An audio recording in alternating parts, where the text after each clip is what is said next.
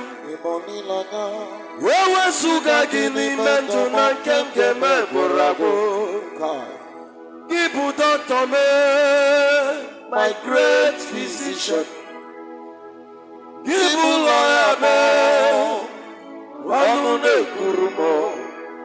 nna m ka m gwa gị eziokwu n'ịbụrụ m ihe